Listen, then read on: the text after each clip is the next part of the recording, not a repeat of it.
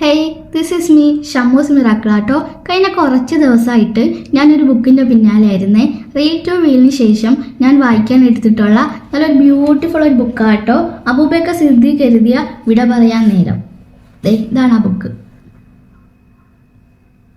And finally the ending. Actually ഞാൻ ഇത് വായിച്ച് കഴിഞ്ഞിട്ട് കുറച്ച് ദിവസമായി.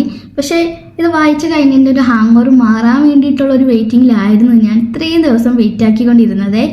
കാരണം നമ്മുടെ ലൈഫുമായിട്ട് അത്രയും കണക്റ്റഡ് ആവുന്ന ഒരു ബുക്കാട്ടോ. നമുക്കൊരു ആഗ്രഹമുണ്ട്, ഒരാഗ്രഹം നേടിയെടുക്കാൻ വേണ്ടിയിട്ട് അതിലേക്ക് ഇറങ്ങിക്കഴിഞ്ഞതിന് ശേഷം എന്നെ കൊണ്ടൊന്നും അത് പറ്റൂല, ഞാനൊന്ന് കൂട്ടിയാൽ കൂടൂല എന്ന് പറഞ്ഞിട്ട് ആ ഒരു ആഗ്രഹത്തെ ഉപേക്ഷിക്കുന്ന ഒരുപാട് പേരുണ്ട്.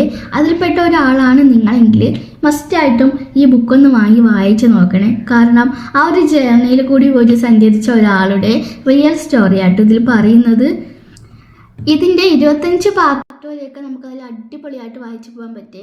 അതിൻ്റെ എൻഡിങ് സൈഡ് വരുമ്പോഴത്തേക്കും ഭയങ്കര സീനായിരുന്നു ലാസ്റ്റിലേക്ക് എത്തിയപ്പോഴത്തേക്കും. അപ്പോൾ ഈ ബുക്കിനെ പറ്റി ഞാൻ കൂടുതൽ പറഞ്ഞാൽ ഈ സ്റ്റോറി ഫുള്ള് ഞാൻ ഇവിടെ ഇരുന്ന് തന്നെ പറയും.